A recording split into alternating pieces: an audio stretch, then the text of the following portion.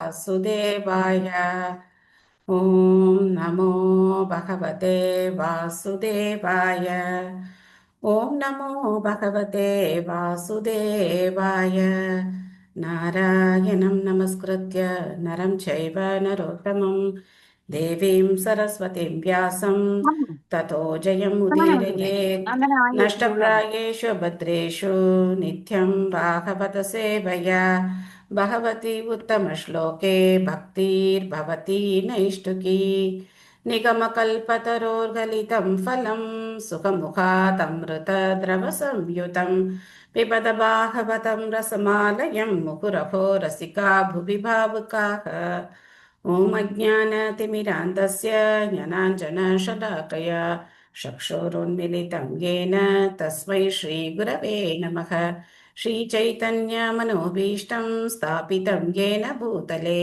स्वयं रूप कदा मह्यं ददाति स्वपदान्तिकं वन्देऽहं श्रीगुरो श्रीयुतपदकमलं श्रीगुरून् वैष्णवांश्च श्रीरूपं साग्रजातं सहगण रघुनाथान्वितं तं सजीवं साद्वैतं सावधूतं परिजनसहितं कृष्णचैतन्यदेवं श्रीराधा कृष्णपादान् सहगण ललिता श्रीविशाखान्वितांश्च हे कृष्ण करुणा सिन्धो दीनबन्धो जगत्पते गोपेश गोपिका कान्त राधा कान्त नमोऽस्तु ते तप्तकाञ्चन गौराङ्गी राधे वृन्दावनेश्वरी वृषभानुसुते देवी प्रणमामि हरिप्रिये वाञ्छाकल्पतरुभ्यश्च कृपा सिन्धुभ्य एव च पतितानां पावनेभ्यो वैष्णवेभ्यो नमो नमः नमो ॐ विष्णुपादाय कृष्णप्रेष्ठाय भूतले श्रीमते भक्तिवेदान्त स्वामिन्गिति नामिने नमस्ते सारस्वते देवे गौरवाणी प्रचारिणे निर्विशेष शून्यवादी पाश्चात्यदेशतारिणे जय श्री कृष्ण चैतन्य प्रभु नित्यानंद श्री अद्वैत गदाधर श्रीवासादि गौरभक्तवृंद हरे कृष्णा कृष्ण कृष्णा हरे हरे हरे राम राम राम हरे हरे मूकं करोति वाचालं पङ्गुं लङ्कयते गिरिं यत्कृपातमहं वन्दे श्रीगुरुं दिनदारिणं परमानन्दं माधवं श्रीचैतन्यमीश्वरं हरिः ओं तत्सत् कथाञ्चन स्मृते यस्मिन् दुष्करं सुकरं भवेत् स्मरेति प्रीतं स्या श्रीचैतन्यं नमामिथम् हरे कृष्णा நேத்து பார்த்த பாகவதம் பாயிண்ட்ஸ் ஞாபகம் இருக்கா? சொல்லலாமா? हरे कृष्ण माताजी। हरे कृष्णा हरे कृष्ण माताजी। हरे कृष्णा हरे कृष्ण माताजी। हरे ஹரே कृष्णा கிருஷ்ண மாதாஜி. हरे மாதாஜி, कृष्णा கிருஷ்ண மாதாஜி. இந்த பிரபஞ்ச அழிவு பிரம்மாவோட ஒரு நாள், அதாவது 432 கோடி ஆண்டுகள் ஒரு பகல் ஒரு இரவு 2 அழிவு வருது. அதுல 432 இந்த கோடி பிரம்மா இன்ட்டு உகந்த இருங்க 432 கோடி இன்ட்டு 1000. ஆ, ஒரு ஒரு இரவுல ஒரு அழிவு தொடங்குது. அந்த இன்டு 100ல அந்த 100 ஆண்டுகளுக்கு திருப்பி மொத்த பிரபஞ்ச அழிவு திருப்பி தொடங்குது. அந்த ஒவ்வொரு அழிவும் போது பிரம்மா 100 ஆண்டு முடிவு வரும்போது ஜீவராசி தானா மகாவிஷ்ணுவோட உடம்புக்குள்ள ஐக்கியம் ஆயிடுறாங்க. அந்த நம்ம பகவான் இந்த தனிப்பட்ட ஜீவராசி அந்த அவங்களோட ஸ்வரூபத்தை விட்டுட்டு அவங்களோட கர்மாக்கு ஏத்த மாதிரி அடுத்த பிறப்பு அந்த ஆத்மா அழியறது இல்ல, வேறொரு உருவம் கொண்டு திருப்பி இன்னொரு படைப்புல அந்த ஆத்மா இன்னொரு படைப்புக்குள்ள போகுது மாதாஜி. சோ தானா மகாவிஷ்ணுடைய உடலுக்குள்ள போறது இல்ல, பகவான் அப்படிதான் ஏற்பாடு பண்ணியிருக்கார். நம்ம எல்லாருக்கும் அவர் தான் புகலிடம், கடைசியில அங்கதான் போய் நம்ம இருக்கணும். சோ 2 அழிவு, பிரம்மாவுடைய ஒரு நாளோட முடிவுல ஒரு அழிவு, அவருடைய 100 வயசு அப்போ ஒரு அழிவு. பிரம்மாவோட ஒரு நாள் அப்படிங்கிறது சகஸ்ர யுக பரியந்தம், 1000 தடவை இந்த சதுர்யுகங்கள் சுழணும். அதான் பிரம்மாவுடைய ஒரு பகல். ஓகே, தேங்க்யூ மாதாஜி, பரவாயில்ல, ஓரளவுக்கு கரெக்டா சொல்லிட்டீங்க. ஹரே கிருஷ்ணா. ஹரே கிருஷ்ணா. நித்திய முக்த நித்திய பத்த கமெண்ட் சொன்னீங்க மாதாஜி. எஸ். சோ அத கொஞ்சம் எக்ஸ்பிளைன் பண்ண முடியுமா? யாரு நித்திய பத்தா, யாரு நித்திய முக்தா அப்படின்னு? நித்திய முக்தருங்கிறவங்க எப்பவுமே ஆன்மீக உலகத்துல விழாதவர்களா அங்கேயே இருக்கிறவங்க மாதாஜி. Very good. நித்திய பக்தங்கிறவங்க இங்க நம்ம நம்பதான் கொஞ்சம் பெருமையா சொல்லிக்கலாம் நம்ம தான். ஓகே. அப்படி இந்த பந்தப்பட்ட ஆத்மாக்களா நித்திய பக்தர்களா நம்ம இங்க வரும்போது நம்ம இதுல இருந்து விடுபடுறதுக்காக பகவான் வந்து சாஸ்திரங்கள் எல்லாம் கொடுத்திருக்காங்க.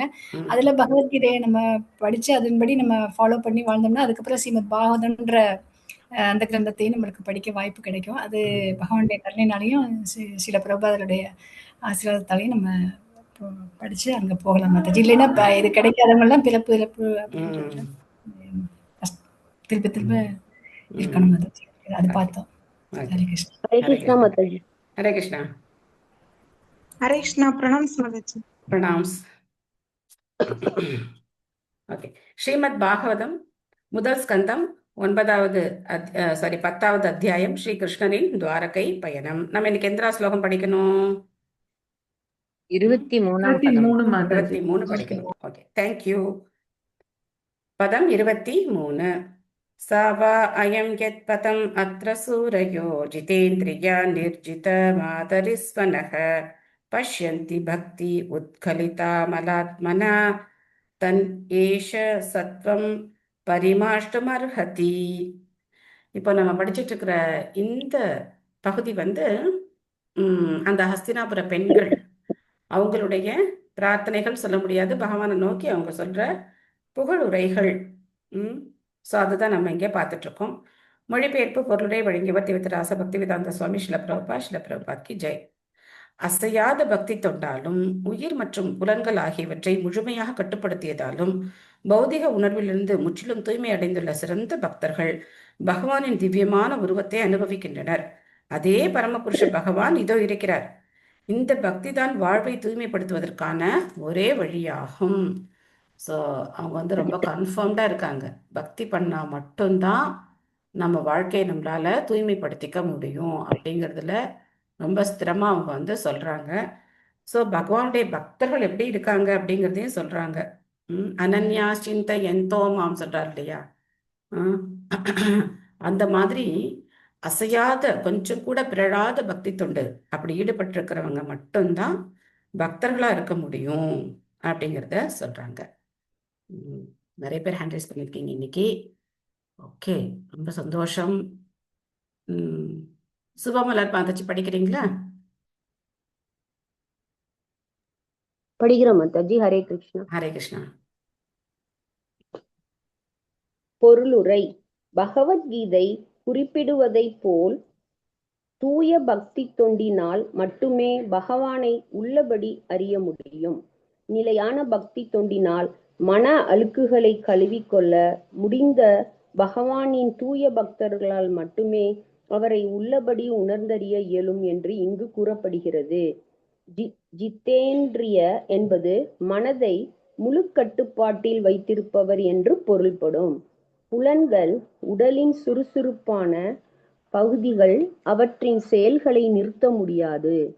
செயற்கை முறைகளில் புலன்களின் செயல்களை நிறுத்த முயல்வது விஸ்வாமித்திர முனிவரை போன்ற பெரும் யோகிகளின் விஷயத்திலும் கூட பரிதாபகரமான தோல்வியை அடைந்துள்ளது என்பது நிரூபிக்கப்பட்டுள்ளது.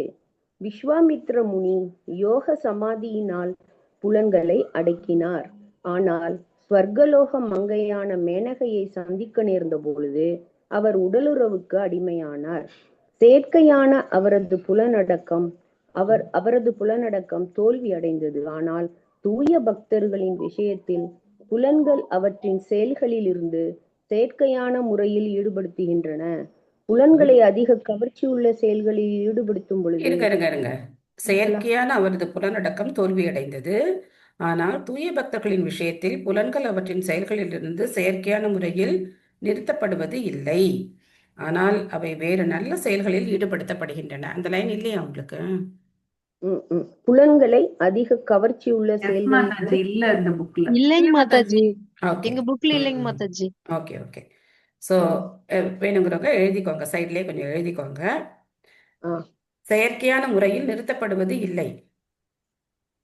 ஓகே. ஆனால் அவை வேறு நல்ல செயல்களில் ஈடுபடுத்தப்படுகின்றன. வேறு நல்ல செயல்கள். ஓகே மாதாஜி. புலன்களை உயர்ந்த ஈடுபாடுகளால் மட்டுமே கட்டுப்படுத்த இயலும் என்று கீதை கூறுகிறது. புலன்களை தூய்மைப்படுத்துதல் அல்லது அவற்றை பகவானின் தொண்டில் ஈடுபடுத்துதலே பக்தி தொண்டாகும். பக்தி தொண்டு என்பது செயலற்ற தன்மை அல்ல. பகவானின் தொண்டில் செய்யப்படும் எதுவும் அதன் ஜடத்தன்மையிலிருந்து உடனே தூய்மை அடைகிறது. பௌதிக எண்ணம் அறியாமையால் மட்டுமே விளைவதாகும். வாசுதேவனுக்கு அப்பால் எதுவுமே இல்லை. பகவானை பற்றி தொடர்ந்து செவியுறுவதால் வாசுதேவ உணர்வு இதயத்தில் படிப்படியாக வளர்கிறது. ஆனால் வாசுதேவனே அனைத்தும் என்ற முடிவுக்கு வரும்பொழுது வளர்ச்சி முற்றுப்பெறுகிறது.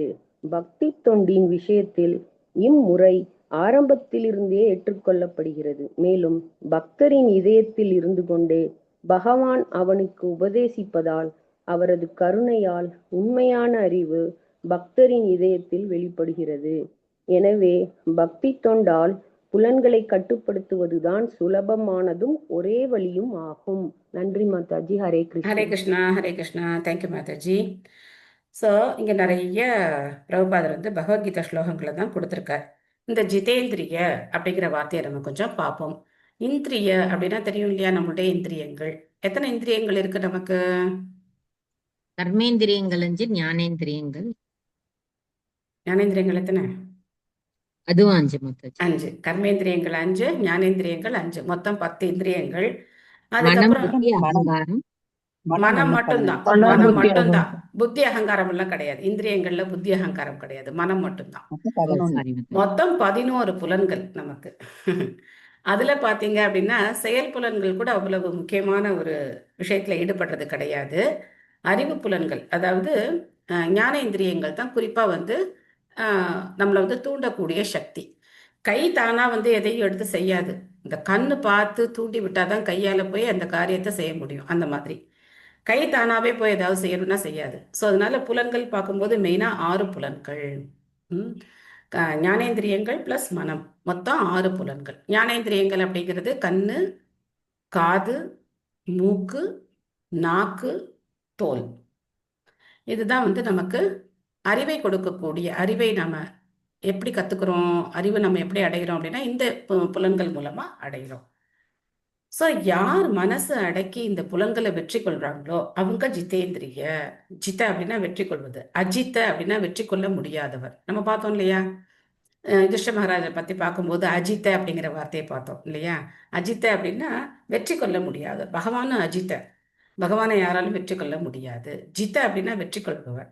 யாரை வெற்றி கொண்டார் அவர் அப்படின்னா புலன்களை வெற்றி கொண்டவர். மனதையும் புலன்களையும் கட்டுப்படுத்தி புலன்களை வெற்றி கொண்டவர். ஸோ அப்படி இருக்கிறவங்க பக்தியில ரொம்ப சுலபமா ஈடுபடலாம். அப்போ ஒரு உதாரணம் பார்க்கலாம். ஒரு சின்ன குழந்தை, வீட்டுல எல்லார் வீட்லயும் குழந்தைங்க இருப்பாங்க இல்லையா. பேசாம உட்காரு, பேசாம உட்காரு அப்படின்னு சொன்னா அந்த குழந்தை பேசாம இருக்குமா? பேசாம உட்கார்ந்து இருக்குமா? ஒரு இடத்துல உட்காரு அப்படின்னா உட்கார்ந்து இருக்குமா? அந்த குழந்தை என்ன பண்ணணும்? பாசிட்டிவா, நம்ம தேன்மொழி மாதாஜி கேட்டா சொல்லுவாங்க. சோ என்ன பண்ணணும்? பாசிட்டிவா என்கேஜ் பண்ணணும் அவங்கள. இதை பண்ணு, அதை பண்ணு அப்படின்னு சொல்லி அவங்கள பாசிட்டிவா என்கேஜ் பண்ணணும். இப்போ பெண் குழந்தைங்க வீட்டுல இருக்காங்க அப்படின்னாக்க அழகா அவங்களுக்கு வந்து இந்த இடத்த வந்து கிளீன் பண்ணு அப்படின்னு சொல்லி இந்த கிளீனிங் அவங்களுக்கு கத்துக் கொடுக்கணும். இதெல்லாம் அழகா அடுக்கி வை பார்க்கலாம் அப்படி சொன்னா அவங்க என்ன பண்ணுவாங்க, சரி நான் அடுக்கிறேன், எப்படி அடுக்கலாலும் சரி நம்ம உடனே ஒரு வெரி குட் சொல்லி அவங்கள வந்து என்கரேஜ் பண்ணணும். அதே மாதிரி நம்ம கோலம் போடுறோம் அப்படின்னா அவங்களையும் கூப்பிட்டு இந்த கோலம் போடு அப்படின்னா அவங்க அதை பண்ணுவாங்க. நேச்சுரல், பெண்களுக்கு நேச்சுரல். ஸோ அந்த மாதிரி அந்த காரியங்கள்ல அந்த குழந்தைங்களை ஈடுபடுத்தணும். ஒரு காய் வாங்கிட்டு வரோம், அப்போ அந்த காயெல்லாம் தூக்கி கவர்ல போடு, எல்லாத்தையும் பிரிச்சு வை. அப்போ நம்ம வந்து அவங்களுக்கு எல்லாம் சொல்லி கொடுக்கலாம். இது வெண்டைக்காய், இது கத்திரிக்காய், இது முருங்கைக்காய், எல்லாம் சொல்லி கொடுக்கலாம். ஸோ அதுக்கு கலருக்கு ஏற்ற மாதிரி அடுக்கி வை. அந்த மாதிரிலாம் நம்ம அவங்களை என்கேஜ் பண்ணோம். அப்படி ரைட் என்கேஜ்மெண்ட் வேணும். சும்மா சும்மா உட்காந்துரு எந்த குழந்தையும் சும்மா உட்காந்துருக்காரு. We should engage them in the right way. அந்த மாதிரி தான் நம்முடைய புலன்கள். புலன்களை என்ன பண்ண முடியாது, செயற்கையா கட்டுப்படுத்த முடியாது. அதை என்ன செய்யணும், சரியான முறையில புலன்களை ஈடுபடுத்தணும். பகவான் சொல்றார், விஷயா வினிவர்த்தந்தே நிராகாரஸ்ய தேஹினக ரசவர்ஜம் ரசோபியஸ்ய பரம் திருஷ்டுவா நிவர்த்ததே அப்படிங்கிற. விஷயா வினிவர்த்தந்தே நிராகாரஸ்ய தேஹினக. ஸோ தேகத்தை நமக்கு உடல் இருக்கிற வரைக்கும், புலன்கள் இருக்கிற வரைக்கும், புலன்களுடைய ஈடுபாட்டை நம்மளால என்ன பண்ண முடியாது, தடுக்க முடியாது, அதை நிறுத்த முடியாது. புலன்கள் செயல்பட்டதை நிறுத்த முடியாது. என்ன செய், உயர்ந்த சுவையை அதுக்கு பழக்கப்படுத்து. ரசவர்ஜம் ரசோபியஸ்ய பரம் திருஷ்டுவா நிவர்த்ததே. பரம் திருஷ்டுவா உயர்ந்த சுவை கிடைக்கும் போது தாழ்ந்த சுவை தானா போயிடும். ஆக புலன்களுக்கு ஈடுபாடு முக்கியம். அதனாலதான் அம்பரீஷ் மகாராஜரோட வாழ்க்கையை பத்தி சொல்லும்போது ரொம்ப அழகா சொல்லப்பட்டிருக்கு. சவை மன கிருஷ்ண பதாரவிந்தயோர் வசாம்சி வைகுந்த குணானுவர்ணனே கரோ ஹரேர் மந்திர மார்ஜனாதிஷு ஸ்ருதிம் சஹாரா அச்சுத தத்கதோதயே முகுந்தலிங்காலய தர்ஷனே திருஷோ அப்படின்னு சொல்லி வரிசையா வரும். 3 செட்டு ஸ்லோகங்கள் இருக்கு. ஃபர்ஸ்ட் என்ன பண்றாரு? சவை மன கிருஷ்ண பதார விந்தையோர், தன்னுடைய மனதை பகவானுடைய தாமரை பாதங்கள்ல செலுத்துறார். என்ன அர்த்தம்? பகவானுடைய பாதங்களே தியானம் பண்ணிட்டு இருப்பாரா? கிடையாது. அந்த மாதிரி அர்த்தம் அதை டைரக்டா அப்படி எடுத்துக்கூடாது. எப்பவுமே பகவானுடைய சேவையில ஈடுபட்டிருப்பார். அந்த சேவைகள் தான் என்னென்ன அப்படிங்கிறது வரிசையா சொல்றாங்க. ஃபர்ஸ்ட் என்ன? சவை மன கிருஷ்ண பதார விந்தையோ வசாம்சி வைகுண்ட குணான்னு வர்ணனே. அவர் பேசினார் அப்படின்னா பகவானை பத்தி தான் பேசுவார். பகவானுடைய வைகுண்ட லோகங்களை வர்ணிப்பார், பகவானுடைய திவ்யமான லீலைகளை வர்ணிப்பார், பகவானுடைய நாமத்தை ஜெபம் பண்ணுவார். அதுக்கப்புறம் என்ன பண்றார்? வசாம்சி வைகுண்ட குணான்னு வர்ணனே கரோ ஹரேர் மந்திர மார்ஜனாதிஷு. மார்ஜனம் அப்படின்னா தூய்மைப்படுத்துறது. எங்க எதை தூய்மைப்படுத்துறார்? பகவானுடைய ஆலயத்தை தன்னுடைய கைகளால தூய்மைப்படுத்துறார். யாரு? அம்பரீஷ் மகாராஜர். அம்பரீஷ் மகாராஜர் உலக பேரரசர். அவர் என்ன பண்றார்? தரையை துடைக்கிறார். கரோ ஹரே மந்திர மார்ஜனாதிஷு. நமக்கு இந்த துடைக்கிறது பெருக்கிறது இதெல்லாம் நமக்கு என்ன சொல்லுவோம்? சாதாரணமா வேலைக்காரங்க செய்யற வேலை அப்படின்னு நம்ம நினைப்போம். ஆனா பகவானுடைய ஆலயத்தை தூய்மைப்படுத்துறதுக்கு நம்ம என்ன பண்ணிருக்கணும்? கொடுத்து வச்சிருக்கணும். நேற்று கூட ரொம்ப ஒரு ஜோக் நடந்தது. நான் ஒரு ஸ்கார்ஃப் கட்டிட்டு கோயிலுக்கு போயிருந்தேன். அந்த ஸ்கார்ஃப் எடுத்து வச்சுட்டு நான் கோலம் போட்டுட்டு இருந்தேன். அப்போ எனக்கு ஹெல்ப் பண்ணுற சின்ன பசங்க, மாதாஜி சின்ன பசங்க கிடையாது, ஒரு யங் கேர்ள்ஸ், அவங்க என்கிட்ட கிண்டல் அடிக்கிறாங்க. மாதாஜி இது உங்கள் ஸ்கார்ஃபா? நான் துடைக்கிற துணின்னு நினைச்சேன் அப்படின்னாங்க. ஓ, பகவானை துடைக்கிறதுக்கு இந்த துணி யூஸ் ஆச்சுன்னா ஐ எம் வெரி ஃபார்ச்சுனேட் அப்படின்னு. பரவாயில்ல, இது கோலம் போட்டதுக்கு அப்புறம் துடைப்போம் அந்த இடத்த, அதுக்கு யூஸ் ஆச்சுன்னா நான் ரொம்ப ஃபார்ச்சுனேட் தான் அப்படின்னு சொன்னேன். ஸோ பகவானுடைய கோயிலை துடைக்கிறதுங்கிறது என்னது கிடையாது, அது ஒரு சாதாரண விஷயம் கிடையாது. கிடைக்கிறதுக்கு நமக்கு கொடுத்து வச்சிருக்கணும். அம்பரீஷ் மகாராஜர் பண்றார். கரோ ஹரேர் மந்திர மார்ஜன் ஆதிஷு. அப்புறம் என்ன பண்றார்? ஸ்ருதிம் சகாரா அச்சுத தத்கதோதையே. ஸ்ருதிம் அப்படின்னா கேட்கறது. பகவானுடைய அச்சுத கதைகள், பகவான் அச்சுதன், அவருடைய கதைகளை கேட்கறதுக்காக தன்னுடைய காதுகளை பயன்படுத்துறார். முகுந்த லிங்காலய தர்ஷனே திருஷோ. பகவானுடைய அழகான ஸ்ரீ விக்கிரகத்தை பார்க்கறதுக்காக தன்னுடைய கண்களை பயன்படுத்துறார். தத்பிருத்திய காத்திர ஸ்பர்ஷே நாங்க சங்கமம். தன்னுடைய தொடு உணர்ச்சி அதை எதுக்காக பயன்படுத்துறார்? பக்தர்களுடைய பாதங்களை தொட்டு வணங்குறதுக்கு அந்த தொடு உணர்ச்சி அவர் பயன்படுத்துறார். கிரானம் ச தத் பாத சரோஜ சௌரபே ஸ்ரீமத் துலஸ்யா ரசனாம் தத்பிதே. கிரானம் ச தத் பாத சரோஜ சௌரபே. மூக்குக்கு ஒரு சேவை. பகவானுக்கு அர்ப்பணம் பண்ணப்பட்ட மலர்களை முகர்ந்து பார்க்கிறார், அது மூக்குக்கான சேவை. ஸ்ரீமத் துளசியா ரசனாந்த தற்பித்தே. நாக்குக்கு என்ன சேவை? பகவானுக்கு அர்ப்பணம் பண்ண துளசி இலைகளை நாக்குக்கு கொடுக்கிறார். அதே மாதிரி பகவானுக்கு அர்ப்பணம் பண்ண பிரசாதத்தை ஏத்துக்கிறார். அதுக்கப்புறம் என்ன பண்றாரு? ஷீரோ ஹிருஷிகேஷ பாதானுசர்ப்பனே பாதோ ஹிருஷிகேஷ பாதானுவந்தனே. அதுக்கப்புறம் இன்னொரு லைன் வரும். காமம் து தாஸ்யே நது காம காம்யயா ஏதோத்தம ஸ்லோக ஜனாஸ்ரயா ரதிஹி. பகவானுடைய ஆலயத்துக்கு நடந்து போறார். காலால நடந்து போகிறதுக்காக பகவான் அந்த ஆலயத்துக்கு போறதுக்காக பாதங்களை பயன்படுத்துறார், கால்களை பயன்படுத்துகிறார். தலையை எதுக்கு பயன்படுத்துறார்? ஷீரோ ரிஷிகேஷ பாதானு சர்ப்பனை. பகவானுடைய பாதங்கள்ல விழுந்து வணங்குறார் தலையினால. ஏன்னா அந்த தலை மேல நமக்கு நிறைய மண்டகணம் நிறைய இருக்கு. ரொம்ப ரொம்ப வசதியா நம்ம நினைக்கிறோம். நமக்கு உடல்லே ரொம்ப உயர்வான பகுதி தலை நினைக்கிறோம். நம்ம ரொம்ப அப்படி நிமிர்ந்து இருக்கோம். அப்போ பகவானுடைய பாதங்கள்ல போய் நம்ம தலையை வச்சு வணங்கணும். வணங்கும் போது கை மேல இப்படி தலை வச்சு நமஸ்காரம் பண்ணக்கூடாது. கை ரெண்டு இப்படி நம்ம நமஸ்காரம் பண்ணி நெத்தி தரையில படணும். அந்த மண்ணு நம்ம நெத்தியில ஒட்டணும். பகவானுடைய கோவில்ல இருக்கிற மண்ணு நம்ம நெத்தியில ஒட்டணும். அந்த மாதிரி நமஸ்காரம் பண்ணணும். அதெல்லாம் அவர் பண்றார். அவருடைய விருப்பம் காமம் து தாசே நது காம காமியா. அவருடைய எல்லா விருப்பங்களையும் பகவானுடைய சேவைக்காக அவர் பயன்படுத்துறார், பக்தர்களுடைய விருப்பத்தை நிறைவேற்றுறார். அந்த மாதிரி எதோத்தம ஸ்லோக ஜனாஸ்ரயா ரதிகி, பகவானுக்கு ஒரு பேர் உத்தம ஸ்லோகா அப்படின்னு பேரு. அந்த மாதிரி பகவானுடைய சேவையில தன்னுடைய ஒவ்வொரு அங்கத்தையும் அவர் வந்து ஈடுபடுத்துறார். அப்படி பண்ணும்போது என்ன ஆகும்? தாழ்ந்த சுவை தானா போயிடும். கண்ணு எதையாவது பார்க்கணும்னு நினைக்காது, காது வேற எதையாவது கேட்காது, அப்புறம் நாக்கு வேற எதுக்காகவும் ஆசைப்படாது, அதை சாப்பிடணும் இதை சாப்பிடணும்லாம் ஆசைப்படாது, பகவானுடைய பிரசாதம் மட்டும்தான் சாப்பிடும். கை கால்களால நம்ம வந்து பகவானுடைய சேவையை பண்ணுவோம். நம்ம வீட்டிலேயே நம்ம இதெல்லாம் பண்ணோம் அப்படின்னா நம்ம வீடே கோயில் ஆயிடும், நம்ம வீடே வந்து பகவானுடைய கோவில் ஆயிடும். ஸோ அப்போ நம்ம என்ன பண்ணுவோம்? வீட்டில் வந்து டிவி ஓடாது, தேவையில்லாம அழுகிற சத்தம், தேவையில்லாம கெட்ட வார்த்தைகள், தேவையில்லாத விஷயங்களை யாரும் கேட்கவே வேண்டாம். எப்பவுமே ஹரே கிருஷ்ண மந்திரம் கேட்டுக்கிட்டே நமக்கு நம்ம படிச்சு தெரிஞ்சுக்க வேண்டியது. அப்பா இந்த ஆயுசுல முடியுமான்னு தெரியாது, அவ்வளவு கீர்த்தனங்கள் இருக்கு, அவ்வளவு ஸ்லோகங்கள் இருக்கு, பகவத்கீதா ஸ்லோகங்கள், பாகவத ஸ்லோகங்கள் எத்தனையோ இருக்கு. இதெல்லாம் நம்ம மெமரைஸ் பண்ணலாம். எத்தனை கீர்த்தனங்கள் இருக்கு, ஒவ்வொரு கீர்த்தனமும் எடுத்து பார்த்தோம் அப்படின்னா அருமை அருமையா இருக்கும். அத்தனை கீர்த்தனங்களை நம்ம வந்து மெமரைஸ் பண்ணலாம். எதுக்குத்தான் பஞ்சம்? அறிவுக்கு பஞ்சம் இல்லை, உங்களுடைய எந்த திறமைக்கும் பஞ்சம் இல்லாம சேவை பகவான் கிட்ட இருக்கு. அதனால நம்மளுடைய புலன்களை சரியான முறையில நம்ம ஈடுபடுத்தணும். இங்க வந்து பிரபுபாத் ரொம்ப அற்புதமா சொல்லியிருக்காரு விஸ்வாமித்திரரை பத்தி. அவர் உட்காந்து தவம் பண்றாரு. அவ்வளவு வருஷம் அவர் சும்மா உட்காந்தாருன்னா 10,000 வருஷம் குறைஞ்சது உட்காந்து தவம் பண்ணுவார். ஒரு நாள் 2 நாள்லாம் இல்லை, 10 நிமிஷம் 1/4 நேரம் இல்லை, 10,000 வருஷம் உட்காந்து தவம் பண்ணுவார். அப்போ என்ன ஆச்சு? சிலிங் சிலிங் சிலிங் சிலிங் சின்ன சத்தம் கேட்டது. இந்திரனுக்கு பயம், இவர் இப்படி தவம் பண்ணிட்டாரு, என்னுடைய பதவி பிடிச்சிட்டா என்ன பண்றது, போ மேனகா அப்படின்னு சொல்லி அனுப்பிச்சு விட்டார். அப்போ மேனகையுடைய கொலுசு சத்தத்தை கேட்டோன்னா அவருக்கு டிஸ்ட்ராக்ட் ஆயிடுச்சு. இன்னொரு முனிவர் இருக்கா, சௌபரி முனி, அவர் பார்த்தார், இது எதுக்கு வம்பு, இந்த வெளி உலகத்துல உட்காந்து தவம் பண்ணாதானே பிரச்சனை, நம்ம தண்ணி கடையில போய் தவம் பண்ணுவோம். அப்படி தண்ணி கடையில போய் உட்காந்துட்டார். ஆனா தண்ணி கடையில போய் உட்காந்து என்ன பண்ணாரு, ஒரு மீன் 2 மீன் கூடுறத பார்த்தாரு. அதை பார்த்து அவருக்கு ஒரு காம ஆசை வந்துருச்சு. அவர் உடனே வெளியில வந்துட்டார். அதுக்கப்புறம் 50 பொண்ணுங்களை கல்யாணம் பண்ணிக்கிறார். ஸோ அதனால செயற்கையா என்ன பண்ண முடியாது, புலன்களை கட்டுப்படுத்த முடியாது. ரைட் என்கேஜ்மெண்ட் வேணும். அப்போ அப்படி கட்டுப்படுத்தும் போது என்ன ஆகும்? தாழ்ந்த சுவை தானா போயிடும். அதான் இந்த ஸ்லோகம், விஷயா வினிவர்த்தந்தே அந்த ஸ்லோகம். பக்தி தொண்டு செயலற்ற தன்மை கிடையாது.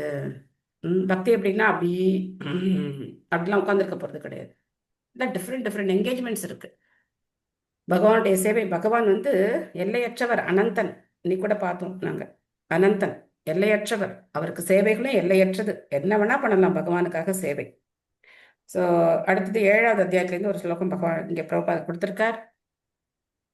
பகுநாம் ஜென்மநாம் அந்தே ஞானவான் மாம் பிரபத்தியதே வாசுதேவ சர்வமிதி சமஹாத்மா சுதுர்லபக அப்படின்னு.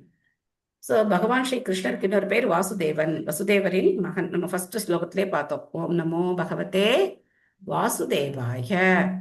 ஸோ அந்த வாசுதேவ சர்வமிதி, அவர் தான் எல்லாத்துக்கும் காரணம். அதான் ஸ்ரீமத் பாகவதத்துடைய முதல் ஸ்லோகம், ஜென்மாதி அஸ்ய யதஹ அப்படின்னு ஆரம்பிக்கிற ஸ்லோகம். ஸோ பக்தி யோகத்துல பாத்தீங்க அப்படின்னா இது ஆரம்பத்திலே சொல்லி கொடுத்துட்றாங்க. வந்தவுடனே உங்கள்கிட்ட சொல்லிட்டாங்க இல்லையா, கிருஷ்ணதா முழுமுதற் கடவுள்னு.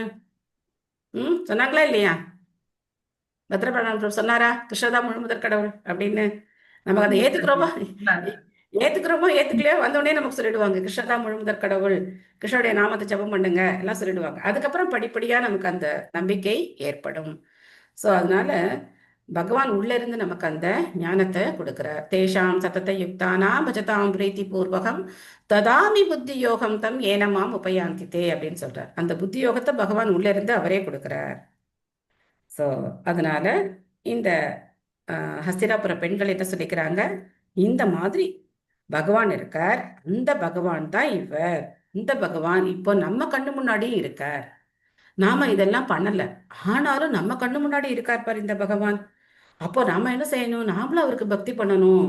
இதான் அவங்க வந்து இன்டைரக்டா சொல்றாங்க, அந்த பகவானுக்கு நாம பக்தி பண்ணணும் அப்படிங்கறது அவங்களுடைய கன்க்ளூஷன். அடுத்த ஸ்லோகம், சாவா அயம் சகி அனுகீத சத்கதோ வேதேஷு குஹ்யேஷு ச குஹ்யவாதிபிஹி யகேகயீஷோ ஜகதாத்மலீலயா ஸ்ருஜதி அவதி அத்தின தத்ர சஜ்ஜதே. அன்பு தோழிகளே, வேத நூல்களின் அந்தரங்கமான பகுதிகளில் பகவானின் கவர்ச்சியானதும் அந்தரங்கமானதுமான லீலைகள் அவரது சிறந்த பக்தர்களால் விவரிக்கப்பட்டுள்ளன. அதே பரமபுருஷ பகவான் இதோ இருக்கிறார். அவர் ஜட உலகை படைத்து காத்து அழிப்பதுடன் அதனால் பாதிப்படையாமலும் இருக்கிறார். பேர்பட்ட பிலாசபியை பேசுறாங்க. பகவானுடைய துறவு 6 ஐஸ்வர்யங்கள்ல பகவானுடைய துறவு ஒரு ஐஸ்வர்யம். ஸோ பகவான் இந்த உலகத்தை படைச்சு காத்து அழிச்சு எல்லாம் பண்றார். ஆனா இதனால அவர் பாதிக்கப்படுறது கிடையாது. நம்ம எதையாவது படைச்சோம் அப்படின்னா நமக்கு எப்படி இருக்கும்? அது மேல நமக்கு ஒரு அட்டாச்மெண்ட் இருக்குமா இருக்காதா?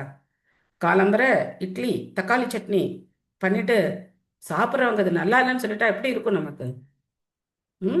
கோவம் வருமா வராதா?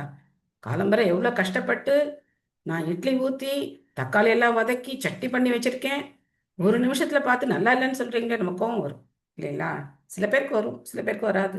சரி, ரொம்ப ஹம்புலா நாளைக்கு நல்லா பண்ணேன்னு சொல்றவங்களும் இருப்பாங்க. பட் அந்த ஒரு வருத்தமாவது இருக்கும் நமக்கு, நல்லா பண்ணலையே அப்படிங்கிற மாதிரியாவது இருக்கும். பட் பார்த்தோம் அப்படின்னா பகவானுக்கு அந்த மாதிரிலாம் அட்டாச்மெண்ட்லாம் கிடையாது. அவர் என்ன பண்றாரு? படைக்கிறார், அதையே மெயின்டைன் பண்றார், அழிக்கிறார். ஆனா உண்மையிலே பகவான் வருத்தப்படுவார். இன்னைக்கு தான் காலம்பரை 5th கேண்டோல படித்தோம். அனந்தன் அவர் இந்த பௌதிக உலகத்தை தன்னுடைய தலையில தாங்கி இருக்கார், பிரபஞ்சங்கள் எல்லாம் தலையில தாங்கி இருக்கார். பொருளுடைய பிரபா சொல்றார், திரும்ப நாம ஆன்மீக உலகத்துக்கு திரும்பி போகணுங்கிறதுக்காக தான் இந்த படைப்பு. ஆனா ஜீவராசிகள் போக மாட்டேங்கிறாங்களே, என்ன பண்றது? அதனால அது என்ன பண்ண வேண்டியிருக்கு? திரும்ப திரும்ப ஒரு இன்டர்வல்ல படைச்சு படைச்சு அழிச்சு காத்து இதை பண்ணிக்கிட்டே இருக்க வேண்டியிருக்கு பகவான். நம்ம யாரும் சொன்ன பேச்சு கேட்க மாட்டேங்கிறோம். அப்போ அவருக்கு வருத்தமா தானே இருக்கும். ஸோ அடுத்த பொருளுரை யார் படிக்கிறீங்க? சாந்தி மணிகண்டன் மாதாஜி படிக்கிறாங்களா? மணி வாசகம் மாதாஜி படிங்க.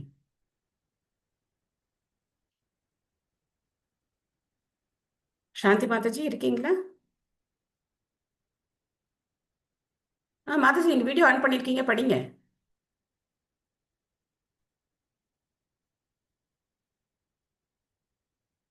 மாதாஜி அன்மியூட் பண்ணிக்கோங்க.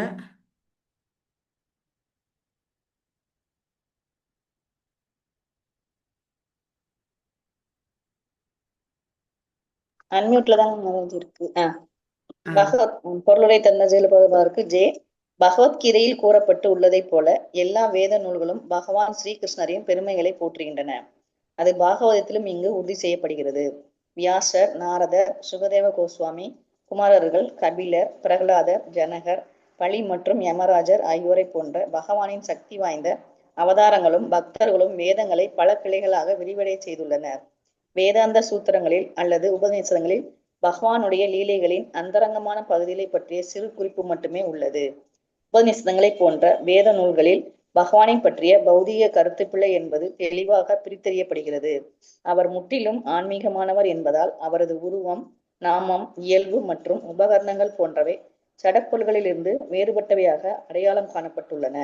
எனவே அவர் சில சமயங்களில் தாழ்ந்த புத்தியுடையவர்களால் அருவுருமனராக தவறாக புரிந்து கொள்ளப்படுகிறார். ஆனால் உண்மையில் அவர்தான் பரமபுருஷனான பகவான் ஆவார். பரமாத்மாவும் அருவ பிரம்மமும் அவரது முழுமுதற் அம்சங்களாகும். அவரது முழுமையற்ற அம்சங்களாகும். Thank you Mataji, thank you Mataji. Okay, இந்த பெயரெல்லாம் நம்ம கேட்டிருக்கோம். இவங்கெல்லாம் யாரு சொல்லுங்க? வியாசர், நாரதர், சுகதேவ கோஸ்வாமி, குமாரர், கபிலர், பிரகலாதர், ஜனகர், பலி மகாராஜர், யமராஜர். யார் இவங்கெல்லாம்? 12 மகாஜனங்கள். Very good, very good. இவங்கெல்லாம் 12 மகாஜனங்கள். ஸோ இவங்க எல்லாமும் பகவானை புகழ்ந்து போற்றி அவங்க எல்லாமும் சொல்லியிருக்காங்க அப்படிங்கிறத சொல்றார். இதுல வியாசர் பார்த்தோன்னா வேதங்கள் எல்லாம் பிரிச்சு அதை பல்வேறு கிளைகளா பிரிச்சு எல்லாம் கொடுத்திருக்கார். உபனிஷதங்களுடைய ஒரு இது என்ன அப்படின்னு பார்த்தோம்னா, பகவானுடைய உருவம் அப்படிங்கிறது ஆன்மீகமானது அப்படிங்கிறது தான் உபனிஷதங்கள் உறுதி செய்து. ஆனா படிக்கிறவங்க அதை என்ன பண்றாங்கன்னா தவறா புரிஞ்சுக்கிட்டு பகவான் அவருக்கு உருவம் கிடையாது அப்படிங்கிற முடிவுக்கு வர்றாங்க. உபனிஷதம் படிக்கிறதுலாம் ரொம்ப கஷ்டம், ரொம்ப கஷ்டம். ஸோ அப்படி உபனிஷத் படிச்சு அவங்க என்ன மாதிரி முடிவுக்கு வந்துருவாங்க? பகவான் அவருடைய உருவம் அப்படிங்கிறது பௌதிகமானது, அருவ பிரம்மம் தான் உயர்ந்தது அப்படிங்கிற முடிவுக்கு வந்துருவாங்க. ஸோ அதனால பகவத்கீதை கீதோ உபனிஷத் அப்படின்னு சொல்லப்பட்டிருக்கு. சர்வ உபனிஷத்தோ காவோ தோக்தா கோபால நந்தன. எல்லா உபனிஷதங்களும் ஒரு பசுவோட வடிவம் எடுத்துக்கிச்சு அப்படின்னாக்க, பசுவுக்கு பால் கறக்கிற ஒருத்தர் இருக்கணும் இல்லையா? அந்த தோக்தா யாரு அப்படின்னாக்க கோபாலநந்தன், அவர்தான் பகவான் கிருஷ்ணர். அப்போ அந்த பசு பால் கொடுக்கணும்னா அதுக்கு ஒரு கண்ணுக்குட்டி வேணும். பார்த்தோ வத்ச, பார்த்தன் அர்ஜுனன் தான் வந்து கண்ணுக்குட்டி. துக்தம் கீதாமிருத்தம் மகத், அந்த பால் என்ன அப்படின்னா கீதை அப்படிங்கிற அமிர்தம் அப்படின்னு ஆதிசங்கரர் சொல்லியிருக்கார். மாயாவாதத்தை பிரச்சாரம் பண்ண ஆதிசங்கரர் அவருடைய பகவத்கீதா கீதா மகாத்மியத்துல இது சொல்லியிருக்கார். சோ அதனால எல்லா உபனிஷதங்களுடைய சாரம் அப்படிங்கிறது பகவத்கீதை, பகவானாலே நேரடியா பேசப்பட்டது. அதுல பகவான் சொல்றார், பிரம்மனோ ஹி பிரதிஷ்டாகம் அமிர்தஸ்தாஸ்ய யஸ்ய ச சாஸ்வதஸ்ய ச தர்மஸ்ய சுகஸ்யை காந்திகஸ்ய ச அப்படின்னு சொல்றார். பிரம்மனோஹி பிரதிஷ்டா அகம், அகம் அப்படின்னா என்கிட்ட தான் வருது அப்படின்னு சொல்றார். இந்த பிரம்மஜோதியினுடைய அந்த பிரம்மஜோதி அப்படிங்கிறது என்கிட்ட தான் வருது அப்படின்னு சொல்றாரு. சிம்பிளா புரிஞ்சுக்கலாம். இப்ப நான் உட்காந்துருக்கேன், எனக்கு முன்னாடி ஒரு பல்ப் எரிஞ்சிட்டு இருக்கு, அந்த பல்பு வெளிச்சத்துல தான் உட்காந்துருக்கேன். அந்த வெளிச்சம் அப்படிங்கிறது அந்த பல்பு கிட்டேருந்து வருது. சூரிய வெளிச்சம்ங்கிறது சூரியன்டேந்து வருது. பிரம்மஜோதிங்கிறது பகவான்டேந்து வருது. Simple concept. ஆனா போட்டு குழப்பி எடுத்து என்ன பண்ணிக்கிறாங்க, அந்த பிரம்மஜோதி தான் எல்லாமே அப்படின்னு நினைக்கிறாங்க. அதுதான் இறுதி முடிவு. அதனால்தான் ஜோதியில போய் கலக்கணும், ஜோதியில போய் கலக்கணும், ஜோதியில போய் கலக்கணும். கடவுள்னா அருவமானவர். நான் ஏற்கனவே உங்களுக்கு ஒரு ஹோம்ஒர்க் கொடுத்துருக்கேன், எத்தனை பேர் பண்ணீங்கன்னு தெரியாது. நீங்க சந்திக்கிற எந்த நபரா இருந்தாலும் கடவுளுக்கு உருவம் இருக்கா இல்லையா, இந்த கேள்வியை கேளுங்க. கோவிலுக்கு போயிட்டு கோவில் வாசல்லே நின்று என்ன சொல்லுவாங்க, உருவம் கிடையாதுன்னு சொல்லுவாங்க. அப்ப என்ன, எந்த உருவத்தை போய் பார்த்துட்டு வர்றீங்க? ஆனா இது ஒரு அடையாளம், அவ்வளவுதான். அந்த அருவத்தை அடையிறதுக்கு உருவம் ஒரு அடையாளம் உங்களுக்கு. ஆனா உண்மையிலே பகவானுக்கு அழகான உருவம் இருக்கு, ஷியாம சுந்தர உருவம் இருக்கு. சோ அந்த உருவம், தேவர்களுக்கும் உருவம் இருக்கு, பகவானுக்கும் எல்லாருக்கும் உருவம் இருக்கு. யாருமே அருவம்லாம் கிடையாது. பட் அருவமாவும் இருக்கார் பகவான் பிரம்மஜோதி. அவருடைய ஏன்னா இந்த பல்ப் இருக்கு, பல்ப்ல இருந்து லைட் வருதே, சுவிட்ச் போட்டா லைட் வருதே இல்லையா? சூரியன் ஒரு கிரகமாவும் இருக்கு, அதுல இருந்து வெளிச்சமும் நமக்கு கிடைக்குது. சோ அதனால பகவான் உருவமாவும் இருக்கார், அருவமாவும் இருக்கார். யார் அவரை அருவமா நினைக்கிறாங்களோ அவங்களுக்கு அவர் அருவமா வெளிப்படுறார். யார் பகவான் உருவத்தை ஏத்துக்கிறாங்களோ அவங்க பக்தர்களா இருக்காங்க. சோ அருவவாதிகள் எல்கேஜில இருக்காங்கன்னு அர்த்தம். அருவவாதிகள் பக்தியில எந்த கிளாஸ்ல இருக்காங்க? எல்கேஜில இருக்காங்க. அவங்க எவ்வளோ மந்திரம் சொன்னாலும் சரி, புரியாத மாதிரி பேசினாலும் சரி, பெரிய தாடி வச்சிருந்தாலும் சரி, கொண்டை வச்சிருந்தாலும் சரி, அவங்க எல்கேஜி கிளாஸ் தான். பக்தன் சிம்பிளா இருக்கலாம், ஹரே கிருஷ்ணா தவிர அவர் ஒண்ணுமே தெரியாம இருக்கலாம். ஹரே கிருஷ்ணா கிருஷ்ண கிருஷ்ண ஹரே ஹரே, ஹரே ராம ராம ராம ஹரே ஹரே, இது தவிர ஒரு மந்திரமும் தெரியாம இருக்கலாம். பட் அவங்களுக்கு பகவானுடைய உருவத்து மேல நம்பிக்கை இருக்கு, பகவானுடைய நாமத்து மேல நம்பிக்கை இருக்கு. அவங்க பிஹெச்டி எல்லாம் தாண்டிட்டாங்கன்னு அர்த்தம்.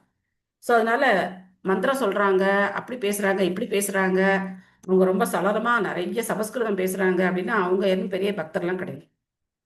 யார் பகவானுடைய உருவத்தை ஒத்துக்கிறாங்களோ, யார் பகவான் உருவமாவும் இருக்கார், அருவமாவும் இருக்கார், பரமாத்மாவும் இருக்கார் அப்படின்னு ஃபுல் சயின்ஸ் யார் தெரிஞ்சுக்கிறாங்களோ அவங்க பிஹெச்டி எல்லாம் முடிச்சிட்டாங்கன்னு அர்த்தம்.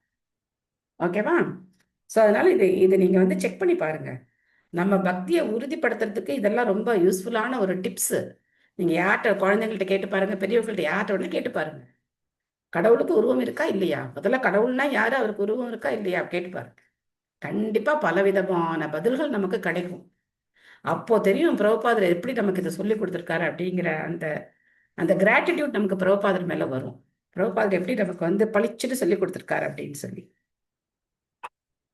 யதாஹி அதர்மேன தமோ தியோ நிருபா ஜீவந்தி தத்ரேஷஹி சத்வதः கிலஹ சத்வதः கில தத்தேவகம் சத்யம் ருதம் தயாமிஷோ பவாய ரூபானி தததத் யுகே யுகே. எப்போதெல்லாம் அரசர்களும் நிர்வாகிகளும் மிருகங்களைப் போல் மிக தாழ்ந்த குணங்களில் வாழ்கிறார்களோ அப்பொழுது உன்னத உருவிலுள்ள பகவான் அவரது பரமசக்தியை வெளிப்படுத்துகிறார். மேலும் பக்தி உள்ளவர்களுக்கு விசேஷ கருணையை காட்டும் அவர் அற்புத செயல்களை நிகழ்த்துவதுடன் வேறுபட்ட காலங்களுக்கும் யுகங்களுக்கும் தேவையான அநேக திவ்ய ரூபங்களையும் தோற்றுவிக்கிறார். இதுதான் நம்ம தேர்ட் சாப்டர்ல இந்த ஃபர்ஸ்ட் கேண்டோலயே நம்ம பார்த்தோம், பகவானுடைய பல்வேறு அவதாரங்களை பத்தி பார்த்தோம். பகவத்கீதையிலையும் பகவான் சொல்றாரு இல்லையா, யதா யதா ஹி தர்மஸ்ய ஸ்லோகம் यथा ग्लानिर्भवति भारत तदात्मानं सृजाम्यहम् थैंक यू यथा यथा हि धर्मस्य ग्लानिर्भवति भारत அபியுத்தானம் அதர்மஸ்ய ததாத்மானம் சுருஜாம்யஹம். எப்பெல்லாம் எங்கெல்லாம் தர்மம் சீர்குலைந்து அதர்மம் மேலோங்குகிறதோ அப்ப தர்மத்தை நிலைநாட்டுறதுக்காக நான் அவதரிக்கிறேன் அப்படின்னு பகவான் சொல்றார் இல்லையா. பல்வேறு விதங்கள்ல பகவான் அவதரிக்கிறார். ஓகே, இந்த பொருளை யார் படிக்கிறீங்க? விமலா தேவி மாதாஜி படிக்கிறீங்களா? ஹரே கிருஷ்ணா படிக்கிறேன் மாதாஜி. ஹரே கிருஷ்ணா. ஸ்ரீல பிரபுபாதாக்கு ஜெய். மேலே குறிப்பிடப்பட்டது போல் பிரபஞ்ச படைப்பு பகவானின் சொத்தாகும். இதுவே இசோபனிஷத்தின் அடிப்படை தத்துவமாகும். அனைத்தும் பரமபுருஷனின் சொத்தாகும். எனவே ஒருவர் அவருடைய சொத்தை ஆக்கிரமிக்க கூடாது. அன்புடன் அவரால் அளிக்கப்பட்டதை மட்டுமே ஒருவன் ஏற்றுக்கொள்ள வேண்டும். ஆகவே பூமியோ அல்லது வேறெந்த கிரகமோ அல்லது பிரபஞ்சமோ பகவானின் பூரண சொத்தாகும். ஜீவராசிகள் அவரது அங்க உறுப்புகளாக அல்லது மகன்களாக உள்ளனர். இதனால் ஒவ்வொருவரும் அவரது நியமிக்கப்பட்ட செயலை நிறைவேற்றுவதற்கும் பகவானின் கருணையை பெற்று வாழ்வதற்கும் உரிமை கொண்டவர் ஆவார். எனவே பகவானின் அனுமதி இல்லாமல் மற்றொரு தனி மனிதனின் அல்லது மிருகத்தின் உரிமையை அபகரிக்க கூடாது. அரசர் அல்லது நிர்வாகி பகவானின் பிரதிநிதியாக இருந்து அவரது விருப்பப்படி நிர்வாகத்தை கவனித்துக் கொள்ள வேண்டியவர் ஆவார். எனவே அத்தகைய அரசர் அல்லது நிர்வாகி யுதிஷ்ட மகாராஜனை அல்லது பரிசித் மகாராஜனை போல் அங்கீகாரம் பெற்றவராக இருக்க வேண்டும். அத்தகைய அரசர்கள் உலக நிர்வாகத்தை பற்றி முழு அதிகாரத்தையும் அறிவையும் அதிகாரிகளிடமிருந்து பெற்றவர்களாக இருக்க வேண்டும். ஆனால் சில சமயங்களில் ஜட இயற்கை குணங்களிலேயே மிக தாழ்ந்ததான அறியாமை குணத்தின் தமோ குணம் ஆதிக்கத்தினால் அறிவும் பொறுப்பும் இல்லாமலேயே அரச அல்லது நிர்வாக பதவிக்கு வருகின்றனர். அத்தகைய முட்டாள் நிர்வாகிகள் சுயநல நோக்கங்களுக்காக மிருகங்களைப் போல் வாழ்கின்றனர். இதன் விளைவாக சூழ்நிலை முழுவதுமே குழப்பமும் துன்மார்க்கமும் நிறைந்ததாக மாறிவிடுகிறது. மேலும் சுயநல காரியம், லஞ்சம் வாங்குதல், பொய் சொல்லுதல், சண்டை போன்றவைகளால் பஞ்சம், தொற்று நோய், போர் முதலான பிரச்சனைகள் மனித சமூகத்தில் பெருகிவிடுகின்றன. மேலும் பகவானின் பக்தர்கள் எல்லா விதத்திலும் துன்புறுத்தப்படுகின்றனர். இந்த அறிகுறிகள் அனைத்தும் மத கொள்கைகளை நிலைநாட்டவும் ஒழுங்கற்ற நிர்வாகிகளை அழிக்கவும் பகவான் அவதரிக்கும் நேரம் வந்துவிட்டது என்பதையே காட்டுகின்றன. இதுவும் பகவத்கீதையில் உறுதிப்படுத்தப்பட்டுள்ளது. பெரிய பொருளுரையா இருக்கு, 2 பேர் படிச்சிருக்காங்க. ஓகே, இங்க பார்த்தோம் அப்படின்னாக்க முக்கியமான ஒரு சொத்து விஷயம் இங்க பேசப்படுது. என்னுடைய ப்ராப்பர்ட்டி விஷயத்தை பகவான் பிரபுபா சொல்ற எல்லாம் யாருக்கு சொந்தம்? பகவானுக்கு சொந்தம். எல்லாமே பகவானுக்கு சொந்தம். ஈஷா உபனிஷத் ஃபர்ஸ்ட் ஸ்லோகம், ஈஷாவாஸ்யமிதம் சர்வம் யத்கிஞ்ச ஜகத்யாம் ஜகத் தேன த்யக்தேன புஞ்சீதா ஆக்ருதஹ கஸ்ய ஸ்வித்தனம் அப்படின்னு சொல்லு. ஈஷாவாஸ்யம் இதம் சர்வம், எல்லாம் ஈஷ ஆவசியம், எல்லாமே பகவானுக்கு தான் சொந்தம். இதம் சர்வம், எல்லாமே பகவானுக்கு தான் சொந்தம். அப்போ நம்ம ரிஜிஸ்டர் பண்ணி வச்சிருக்கோமே, வீடு, காரு, அப்புறம் என்னென்ன வாங்கி வச்சிருக்கோமோ, நல்லா நம்ம பேர்ல எல்லாம் வாங்கி வச்சிருக்கோமே, அதெல்லாம் என்ன? பகவான் பேர்ல இருந்து ரிஜிஸ்டர் பண்ணிருக்கணும். நம்ம பேர்ல ரிஜிஸ்டர் பண்ணி வச்சிருக்கோமே, அதெல்லாம் என்ன அப்படின்னா பகவானுடைய அங்க உறுப்புகள் நம்ம. அதனால பகவான் நமக்கு ஒரு கோட்டா கொடுத்துருக்காரு. என்ன பண்ணிருக்காரு? ஒரு கோட்டா நமக்கு கொடுத்துருக்காரு. இந்தா இதை நீ வச்சுக்கோ அப்படின்னு சொல்லி ஒரு கோட்டா நமக்கு கொடுத்துருக்காரு. நம்ம எப்படி இருக்கணும்? நான் இந்த பகவானுடைய சொத்தோட கேர்டேக்கர். இது பகவானுடைய சொத்து, நான் இந்த சொத்தை கேர்டேக் பண்ணிட்டு இருக்கேன். அப்ப என்ன பண்ணணும்? பகவானுடைய சொத்தை பகவானுடைய சேவைக்கு மட்டுமே பயன்படுத்தணும், என்னுடைய புலனின்பத்துக்காக கிடையாது. அதான் அதோட அர்த்தம். ஈஷாவாஸ்யம் இதம் சர்வம் அப்படிங்கிறதுக்கு அர்த்தம் என்ன அப்படின்னா எல்லாமே பகவானுக்கு சொந்தமானது. பகவான் நம்மளுடைய கர்ம வினைப்படி நமக்கு கொடுத்துருக்காரு. இந்த உலகத்துல வாழ்றதுக்கு நமக்கு ஒரு இடம், உடம்பு, என்ன வசதி தேவையோ அதெல்லாம் நமக்கு கொடுத்துருக்காரு. அதோடு நம்ம திருப்தி பட்டுக்கணும். அடுத்தவங்க கோட்டால கை வைக்க கூடாது. பிரபுபாதர் அந்த ஈஷா புனிஷ ஸ்லோகால ஒரு கதை சொல்லியிருப்பார். ஒரு ஒரு ஒரு வியாபாரி மாதிரி யாரோ ஒருத்தர் வச்சுக்கோங்களேன். அவர் அரிசி மூட்டையை ஏத்திட்டு போயிட்டே இருந்தார். சைக்கிள்லயோ வண்டியிலயோ அரிசி மூட்டை எடுத்துட்டு போயிட்டே இருந்தாங்க. அப்படி போற வழியில என்ன ஆச்சு, ஒரு அரிசி மூட்டை கீழே விழுந்துருச்சு. அந்த அரிசி மூட்டை கீழே விழுந்தது, அவர் பாட்டுக்கு போயிட்டே இருக்கார். அப்போ அங்கேருந்து ஒரு குருவி வந்துச்சு. அந்த குருவி என்ன பண்ணுச்சு, அந்த அரிசி மூட்டை அது பிரிஞ்சிருச்சு, கொட்டிருக்கு. அந்த குருவி என்ன பண்ணுது, அந்த வாயிலேருந்து அதுக்கு எவ்வளவு அரிசி எடுக்க முடியுமோ அந்த அரிசி எடுத்துட்டு அது பறந்து போச்சு. அப்ப இன்னொரு குருவி வருது, அது கொஞ்சோண்டு எடுத்துட்டு அது பறந்து போச்சு. அப்ப கொஞ்ச நேரம் கழிச்சு அந்த வழியா ஒரு மனுஷன் வந்தான். அவன் என்ன பண்ணுவான், மூட்டையே தூக்கிட்டு போயிடும். ஃபுல்லாவே அந்த மூட்டையை தூக்கிட்டு போயிடுவாங்க. மூட்டையை தூக்கிட்டு போயிட்டான்.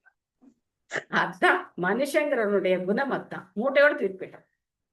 சோ அடுத்தவங்க கோட்டா என்னன்னு நம்ம தெரிஞ்சுக்கணும். நமக்கு பகவான் என்ன கோட்டா கொடுத்திருக்காரோ அதுதான் நம்ம கோட்டா. இதுல வருத்தப்படுறதுக்கு ஒண்ணும் கிடையாது. எனக்கு ஹஸ்பண்ட் இந்த மாதிரி இருக்காரு, ஐயோ என்னோட ஒய்ஃப் இந்த மாதிரி இருக்காங்களே, என் குழந்தைங்களா இந்த மாதிரி இருக்காங்களே, எனக்கு இந்த மாதிரி மாமியார் கிடைச்சிருக்காங்களே, எனக்கு இந்த மாதிரி பக்கத்து வீட்டுக்காரங்க இருக்காங்களே, என்னோட ஆபீஸ்ல என்னோட மேனேஜர் இப்படி இருக்காரு, நான் பஸ்ல போகும்போது பக்கத்துல ஒருத்த வந்து எனக்கு இந்த மாதிரி டிஸ்டர்ப் பண்றான்னு, எல்லாம் நம்ம கோட்டா. யார் யார் எங்கெங்க எப்படி எப்படி சேரணுமோ எல்லாம் கோட்டா. இதுல வருத்தப்படுறதுக்கு ஒன்றும் கிடையாது. பகவான் இதெல்லாம் ப்ரீ பிளான் அரேஞ்ச் பண்ணி வச்சுட்டேன்னா நம்ம கர்மா, அதுக்கேற்ற மாதிரி நமக்கு எல்லாம் கிடைக்குது. ஓ நானும் இதே தான் பண்றேன், அவங்களும் இதே தான் பண்றாங்க, நம்ம 2 பேரும் ஒரே ஆஃபீஸ்ல ஒரே கேட்டகரியில தான் ஒர்க் பண்றோம், பட் அவங்களுக்கு எப்படி இவ்வளவு ஃபிளரிஷ் ஆறாங்க, என்னோட பணம் எல்லாம் எங்க போகுது? நோ, நாங்க எல்லாம் ஒன்னாதான் பிறந்தோம், பட் எங்க அக்கா நல்லா இருக்காங்க, நான் கஷ்டப்படுறேன், இல்ல நான் நல்லா இருக்கேன், என் தம்பி கஷ்டப்படுறான். நோ, எல்லாம் அவங்கவுங்க கர்மா, அவங்கவுங்க கோட்டா. யாரையும் யாரோடையும் கம்பேர் பண்ணவே வேண்டாம். யாருக்கு நமக்கு இவ்வளவுதான் புத்தி இருக்கு, இது வேற வரும். எனக்கு வந்து மண்டையில ஏற மாட்டேங்குது, இவங்களுக்கு மண்டையில ஏறுது. Everything is quota. சோ நமக்கு என்ன பகவான் கொடுத்திருக்காரோ அதை வச்சு நம்ம எப்படி இருக்கணும், திருப்தியா இருக்கணும். மெயினா இது எங்க வருது அப்படின்னாக்க, மிருகங்களை கொல்லக்கூடாது. நம்மளுடைய கோட்டா பகவான் என்ன கொடுத்திருக்காருன்னா, பால், பழங்கள், தானியங்கள், பருப்பு வகைகள், கீரை, இதெல்லாம் தான் நமக்கு கோட்டா. ஜீவோ ஜீவச ஜீவனம், ஒரு உயிர் இன்னொரு உயிருக்கு ஆதாரம். ஆனா அதுக்காக நம்ம இன்னொரு உயிரை என்ன பண்ணக்கூடாது, பொண்ணு சாப்பிடக்கூடாது. 4 சட்டத்திட்டத்தை கடைபிடிச்சோம்னா போதும், எல்லா பாவ செயல்களும் நின்றுடும். 99.9% பாவ செயல்கள் நின்றுடும். அது நம்மளுடைய கோட்டாங்கிறத நம்ம புரிஞ்சுக்கணும். பகவான் நமக்கு என்ன கொடுத்துருக்க, இதுக்கு இந்த இந்த பொருள்களை எதுக்காக பிரபுபாதர் இந்த மாதிரி கொடுத்திருக்காருன்னா, இதெல்லாம் அதர்மம். இதெல்லாம் என்னது, அதர்மம். நாட்டுக்காக இன்னொரு நாட்டை பிடிக்கணும்னு சண்டை போடுறது, இன்னொருத்தவங்க சொத்தை அபகரிக்கணும்னு நினைக்கிறது, இன்னொருத்தவங்க பொருளை எடுத்துக்கணும்னு நினைக்கிறது, இதெல்லாம் அதர்மம். இந்த அதர்மம் மேலோங்கும் போது பகவான் அவதரிக்கிறார்.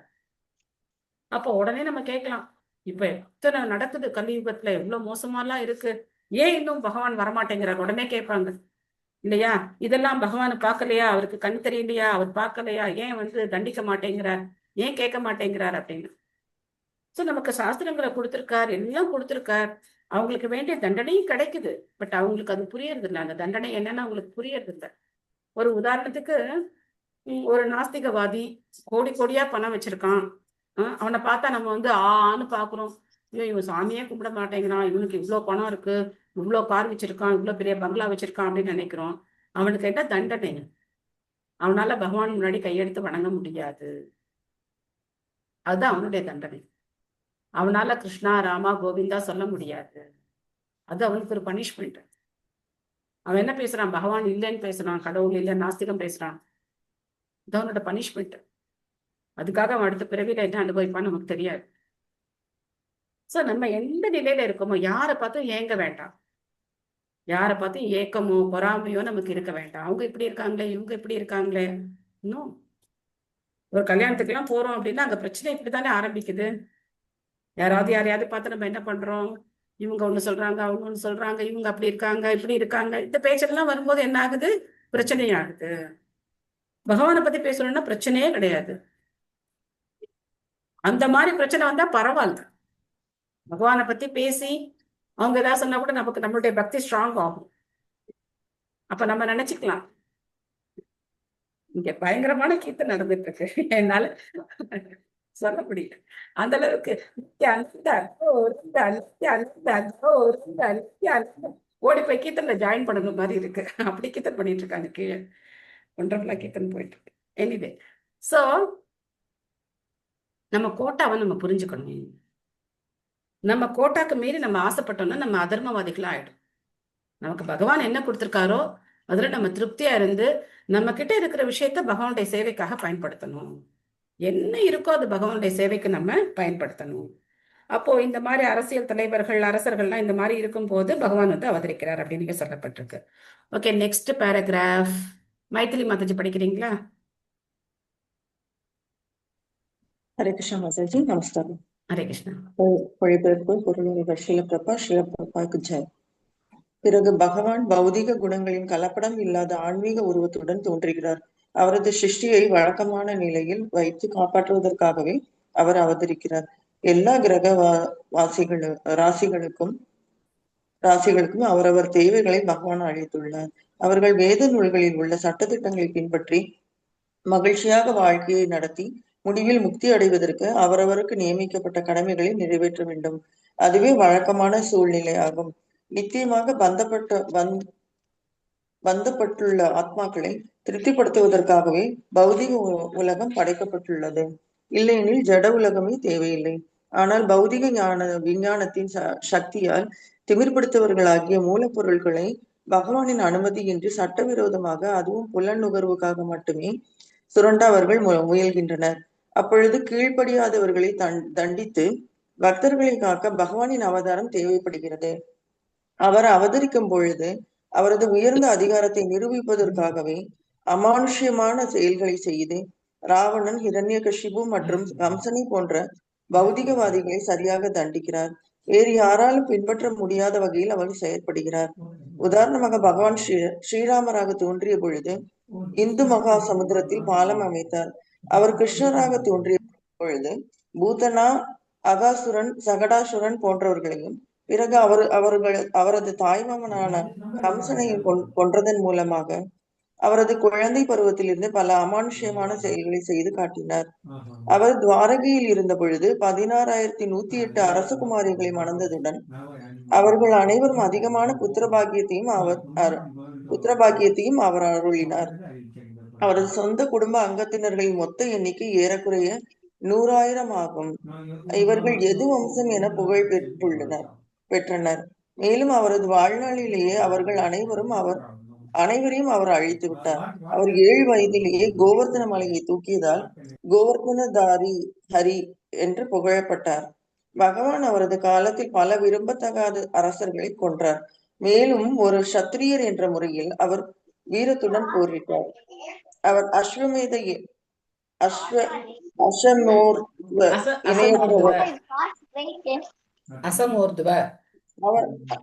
அசமோர்த்துவ இணையற்றவர் என்று புகழப்படுகிறார். அவருக்கு சமமானவரோ அல்லது அவரை விட உயர்ந்தவரோ ஒருவரும் இல்லை. தேங்க்யூ மாதாஜி. ஹரே கிருஷ்ணா. அடுத்த ஸ்லோகம். பரித்ராணாய சாதுனாம் விநாசாய சதுஷ்கிருதாம் தர்ம சம்ஸ்தாபனார்த்தாய யாரும் தயவு செய்து அன்மியூட் பண்ணாதீங்க. எனக்கு இதே வேலையா இருக்கும். நான் அன்மியூட் பண்ணிக்கிட்டே எல்லாரையும் நான் திரும்ப மியூட் பண்ணிக்கிட்டே இருக்கணும்.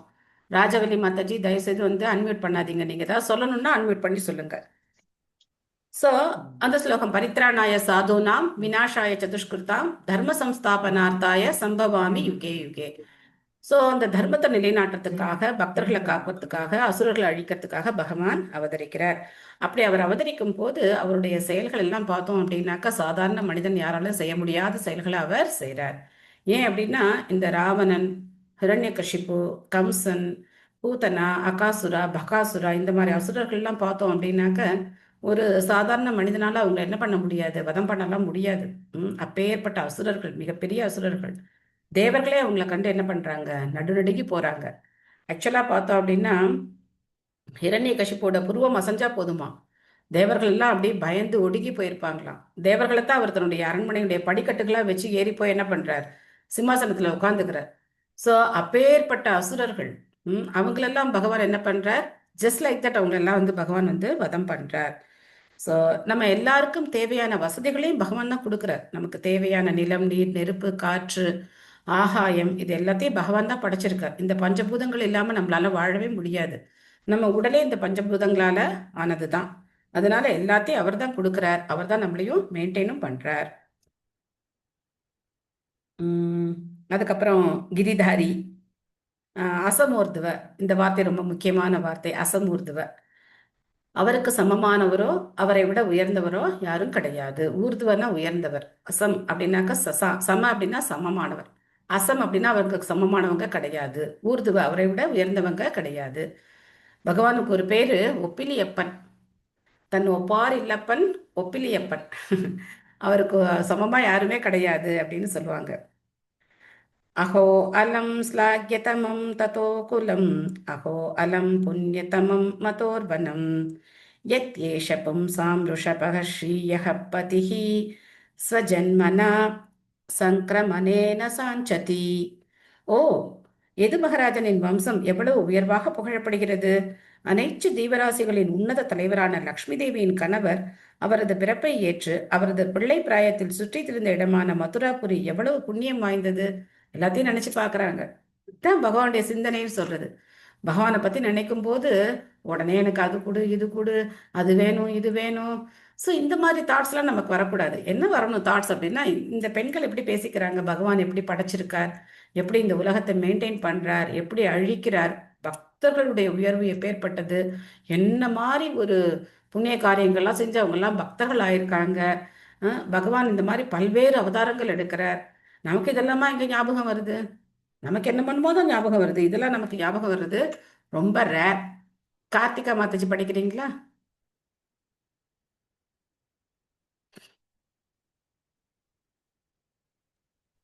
ஹரே கிருஷ்ணா மாதாஜி. ஹரே கிருஷ்ணா. பொருளுரை. பரமபுருஷரான ஸ்ரீகிருஷ்ணர் அவரது திவ்யமான தோற்றம், மறைவு மற்றும் செயல்களை பற்றிய ஒரு வர்ணனையை பகவத்கீதையில் தெளிவாக அளித்துள்ளார். பகவான் அவரது நினைத்தற்கரிய ஆற்றலினால் ஒரு குறிப்பிட்ட குடும்பத்திலோ அல்லது இடத்திலோ தோன்றுகிறார். பந்தப்பட்ட ஆத்மா ஓர் உடலை விட்டு மற்றொரு உடலை ஏற்பதை போல் பகவான் பிறப்பதில்லை. அவரது பிறப்பு சூரியனின் தோற்றத்தையும் மறைவையும் போன்றதாகும். சூரியன் கிழக்கு வானத்தில் உதயமாவதால் கிழக்கு வானமே அதற்கு மூலம் என்றாகாது. சூரிய மண்டலத்தின் ஒவ்வொரு பகுதியிலும் சூரியன் இருக்கிறது. ஆனால் ஒரு குறித்த காலத்தில் அது காட்சிக்கு வந்து மற்றொரு குறித்த காலத்தில் அது காட்சியிலிருந்து மறைந்து போகிறது. அதை போலவே பகவானும் சூரியனைப் போல் இப்பிரபஞ்சத்தில் தோன்றி மற்றொரு சமயத்தில் மீண்டும் நம் பார்வையிலிருந்து மறைந்து விடுகிறார். அவர் எப்பொழுதும் எல்லா இடங்களிலும் இருக்கிறார். ஆனால் காரணமற்ற அவரது கருணையினால் நம் முன் அவர் தோன்றும் பொழுது அவர் பிறந்திருப்பதாக நாம் நினைக்கிறோம். வேத நூல்களின் கூற்றுகளுக்கு ஏற்ப இவ்வுண்மையை புரிந்து கொள்பவர் இவ்வுடலை விட்டதும் நிச்சயமாக முக்தியடைவார். பற்பல பிறவிகளில் பெருமுயற்சியுடன் அறிவையும் துறவையும் வளர்த்து கொண்ட பின் முக்தி அடையப்படுகிறது. ஆனால் பகவானின் திவ்யமான பிறப்புகள் மற்றும் செயல்களை பற்றிய உண்மையை அறிவதாலேயே ஒருவரால் உடனடியாக முக்தி பெற முடியும். இதுவே பகவத்கீதையின் தீர்ப்பாகும். ஆனால் ஜட உலகிலுள்ள பகவானின் பிறப்பும் செயல்களும் சாதாரண ஜீவன்களுடையதை போன்றதே என்று அறியாமை இருளில் உள்ளவர்கள் முடிவு செய்கின்றனர். இத்தகைய குறையுடைய முடிவு ஒருவனுக்கு முக்தி அளிக்காது. எனவே யது வம்சத்தில் மகாராஜா வசுதேவரின் மகனாக பிறந்து மதுராபுரியிலுள்ள நந்த மகாராஜனின் குடும்பத்திற்கு அவர் மாற்றப்பட்டது ஆகிய அனைத்தும் பகவானின் அந்தரங்க சக்தியால் செய்யப்பட்ட தெய்வீக ஏற்பாடுகளாகும்.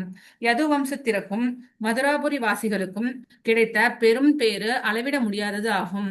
பகவானின் பிறப்பு மற்றும் செயல்களின் தெய்வீக தன்மையை பற்றி அறிவதாலேயே சுலபமாக முக்தி பெற முடியுமானால் பகவானின் குடும்ப அங்கத்தினராகவோ அல்லது அண்டை வீட்டுக்காரராகவோ அவரது நேரடியான சகவாசத்தை உண்மையாகவே அனுபவித்தவர்களின் கதி என்னவென்பதை கற்பனை செய்து காண இயலும்.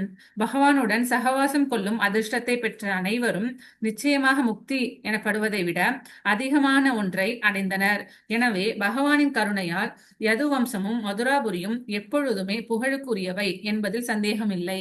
நன்றி மாதாஜி. ஹரே கிருஷ்ணா. ஹரே கிருஷ்ணா. தேங்க்யூ மாதாஜி. ஸோ பகவானுடைய தோற்றம் செயல்கள் எல்லாம் திவ்யமானது. ஜென்ம கர்ம சமே திவ்யம். அந்த ஸ்லோகத்தை நான் ஞாபகம் வச்சுக்கணும். அந்த ஸ்லோகத்தை தான் பிரபுபாதர் இங்க வந்து எலாபரேட் பண்றார். அதுக்கப்புறம் முக்கியமான ஒரு அனாலஜி பிரபுபாதர் கொடுக்கிறார். பகவான் பிறப்பற்றவர், ஆனா அவர் பிறக்கிறார், சின்ன குழந்தையா பிறக்கிறார். நம்ம குந்தி மகாராணியோட பிரார்த்தனையில பார்த்தோம், பல்வேறு காரணங்கள் பகவானுடைய பிறப்புக்காக சொல்றாங்க குந்தி மகாராணி. சில பேர் இப்படி சொல்றாங்க, சில பேர் அப்படி சொல்றாங்க, அப்படிலாம் வந்து சொன்னாங்க. ஸோ அப்போ எது வம்சத்துல பகவான் பிறக்கிறார் அப்படின்னா அப்போ எது வம்சத்துக்கு மட்டும் அவர் சொந்தமானவர் கிடையாது. எது வம்சத்துல அவர் பிறக்கிற மாதிரி நமக்கு தோணுது. அதுக்கான இந்த அனாலஜி பிரபாகர் கொடுத்திருக்கார். சூரியன் கிழக்கு உதிக்கும் போது அப்போ அந்த சூரியன் கிழக்கு திசைக்கு சொந்தமானது கிடையாது. கிழக்கு திசையில சூரியன் பிறக்கிறதும் கிடையாது. சூரியன் எப்பவுமே நித்தியமா இருக்கக்கூடிய சூரியன். அப்போ ஒரு பகுதியில் இருக்கிற மக்களுக்கு சூரியன் தெரியுது. அப்போ அவங்க வந்து சூரியன் உதிக்கிறதா நினைக்கிறாங்க. இன்னொரு பகுதியில சூரியன் இல்ல, அவங்க சூரியன் மறைஞ்சிட்டு தான் நினைக்கிறாங்க. இந்த அனாலஜில இருந்து நம்ம என்ன தெரிஞ்சுக்கிறோம் அப்படின்னா, பகவான் வந்து எட்டர்னல், எப்பவுமே இருக்கார். அப்போ நமக்கு சந்தேகம் வரலாம், பகவான் எட்டர்னல் அப்படின்னாக்க அவர் எப்படி சின்ன குழந்தையா இருந்தார், அதுக்கப்புறம் எப்படி அவர் வந்து கொஞ்சம் கொஞ்சமா வளர்ந்தார். நீங்க 10th கேண்ட படிச்சோம் அப்படின்னாக்க ரொம்ப இனிமையா இருக்கும். பகவான் வந்து குட்டியா அம்மா மடியில படுத்திருக்கிற குட்டி குழந்தையா இருக்கார். 6 நாளுக்குள்ளே பூத்தனா வர்றாங்க, பூத்தனாவை வதம் பண்றார். அதுக்கப்புறம் சகடாசுரனை வதம் பண்றார். அதுக்கப்புறம் கொஞ்சம் அப்படி ஒரு 6 மாசம் இருக்கும்போது நம்ம திருநாவர்தன் வர அவரை வதம் பண்றார். இந்த மாதிரி பல்வேறு அசுரர்களை வதம் பண்ணிக்கிட்டே வர்றார். அப்போ பார்த்தோம் அப்படின்னா கிருஷ்ணனுக்கு குட்டியா பல்லு முளைக்குது. யசோதைக்கு டெய்லி அந்த பல்லை செக் பண்றது ஒரு பெரிய ஒரு ஆனந்தம். எத்தனை பல்லு வந்திருக்கு குழந்தைக்கு அப்படின்னு பல்லு பாக்குறாங்க யசோதை. அப்போ சில சமயம் நினைக்கிறாங்க இது பல்லு கிடையாது, பால் தெரியுது, குழந்தை பால் குடிச்சிருக்கு, அந்த பால் தான் இருக்கு, பல்லு கிடையாது. எண்ணிக்கை கவுண்ட் ஒரு சில சமயம் வந்து கவுண்ட் வந்து கூட போகுது. அப்போ ரோஹிணி மாதாவும் யசோதா மாதாவும் பேசிக்கிறாங்க, சேச்சா இது பல்லு கிடையாது, இது பால், அந்த பால் அந்த சொட்டு அங்க இருக்கு, அதனால அது வந்து பல்லு மாதிரி நமக்கு தெரியுது. 4 பல்லு தான் வந்திருக்கு, இன்னும் 5 பல் வரல அப்படின்னு அவங்க வந்து. ஸோ இதெல்லாம் எப்படி நடக்குது? பகவான் கொஞ்சம் கொஞ்சமா அதுக்கப்புறம் பாணிப்பிய சக ஜானிப்பியா, அதாவது தவழ்ந்து போற கிருஷ்ணர் தான் எல்லாருக்கும் தெரியும் இல்லையா. நம்ம குழந்தை, நம்ம வீட்டிலேயே குழந்தைங்க யாராவது தவழ்ந்தாங்க அப்படின்னா நமக்கு உடனே கிருஷ்ண ஞாபகம் தான் வரும் இல்லையா. எல்லார் வீட்லயும் நடக்கிறதா அது. அந்த மாதிரி பாணிப்பியாம் சக ஜானிப்பியாம், அவங்க வந்து முட்டிக்கால் போட்டு தவழ்ந்து வரார் கிருஷ்ணர். இதெல்லாம் எப்படி சாத்தியம்? அவர் பிறக்கல, ஹீஸ் எட்டர்னல் அப்படின்னா இதெல்லாம் எப்படி சாத்தியம் அப்படின்னா, சின்ன குழந்தையாவும் பகவான் இருக்கார், அவருடைய அந்த துவாரகையில இருக்கிற கிருஷ்ணராவும் பகவான் இருக்கார். அவருடைய எல்லா ரூபமும் நித்தியமானது, பகவானுடைய எல்லா ரூபமும் நித்தியமானது. நம்ம இப்ப சின்ன குழந்தையா இருந்துதான் இத்தனை பெருசு ஆயிருக்கோம். ஆனா அந்த பழைய ரூபம் இருக்கா? கிடையாது, அது போச்சு. ஆனா பகவானுடைய உருவம் அந்த மாதிரி கிடையாது. ஏ யதாமா பிரபத்தியந்தே தாம் தத்தைவ பஜாமியகம் மம வர்த்தமானு வர்த்தந்தே மனுஷியாக பார்த்த சர்வசக. ஒருத்தர் பகவானை வந்து இந்த லட்டு கோபாலா, குஜராத்ல எல்லாம் ரொம்ப ஃபேமஸ், லட்டு கோபால் தான் அவங்க வர்ஷிப் பண்ணுவாங்க. ஸோ அப்படி குழந்தையாவே பாவிக்கிறவங்களுக்கு பகவான் எப்பவும் குழந்தையாவே இருக்கார். யார் பகவானை வந்து அந்த கைஷோர பருவத்துல யார் வந்து வர்ஷிப் பண்றாங்களோ அவங்களுக்கு அப்படி இருக்கார். துவாரகாதீஷரா யார் வழிபடுறாங்களோ அவங்களுக்கு அப்படி இருக்கார். All his forms are eternal. இதான் என்னது? அச்சிந்திய பேத அபேத தத்துவம். பகவான் குழந்தையாவும் இருக்கார், இளைஞனாவும் இருக்கார், எல்லா ரூபத்தையும் பகவான் நித்தியமா இருக்கார். சூரியனுடைய உதாரணம் ரொம்ப பொருத்தமான உதாரணம். சூரியன் தோன்றதும் கிடையாது, மறையிறதும் கிடையாது. சூரியன் எப்பவுமே வானத்துல இருந்துட்டே இருக்கு. அதே மாதிரிதான் பகவானும் எப்பவுமே இருக்கார். உங்களுக்கு ஏதாவது இதுல கிளாரிபிகேஷன் இருக்கா? சந்தேகம் இருக்கா? ஹரே கிருஷ்ணா மாதாஜி. ஹரே கிருஷ்ணா. இப்ப நமக்கு இப்ப இருக்கிற அறிவு அது எல்லாமே முன்னாடியே கொடுத்ததுன்னு சொன்னீங்க. இப்ப நம்ம பக்திக்கு வர்றதும் வந்து முன்னாடியே அப்படி இருக்கிறவங்க மட்டும்தான் வர முடியுமா இல்ல? நல்ல கொஸ்டின். அந்த மாதிரி கிடையாது. ஒரு பொருளில் ப்ரோப்பா சொல்லியிருந்தார் இல்லையா, நான் அதை எக்ஸ்பிளைன் பண்ண மறந்துட்டேன். பக்திங்கிறது ஒவ்வொரு ஆத்மாவுடைய பிறப்புரிமை. ப்ரோப்பா சொல்லியிருக்கார், எல்லாருக்கும் பக்தி செய்ய உரிமை இருக்கு, யாருக்குமே பக்தி பண்ணக்கூடாதுன்னு கிடையாது, எல்லாருக்கும் பக்தி பண்ண உரிமை இருக்கு. ஆனா எது தடுக்குது? நம்மளுடைய மனம் தடுக்குது. இந்த ஹரே கிருஷ்ணாக்காரங்க இப்படிதான் எப்ப பார்த்தாலும் கிருஷ்ணா கிருஷ்ணா சொல்லிக்கிட்டே இருப்பாங்க. நம்ம இதெல்லாம் கேட்க வேண்டாம், நம்ம என்ன பண்ணலாம், வேற ஏதாவது பண்ணலாம் அப்படின்னு நம்ம மனம் வந்து நம்மளை வந்து டைவர்ட் பண்ணுது. ஒரு தூய பக்தருடைய கருணை எல்லாருக்கும் கிடைக்கிறதுக்கு காத்திருக்கு. பக்தர்கள் நகர சங்கீர்த்தனம் பண்றாங்க, புஸ்தக விநியோகம் பண்றாங்க, பிரசாத விநியோகம் பண்றாங்க, எல்லாம் பண்றாங்க. என்ன பண்ணல பக்தர்கள்? அதுவும் பாருங்க, இந்த ஆன்லைன் ப்ரீச்சிங் ஆரம்பிச்சு ஒவ்வொருத்தரும் எவ்வளவு கஷ்டப்பட்டு இந்த பகவத்கீதை எல்லாருக்கும் சொல்லி கொடுக்குறாங்க.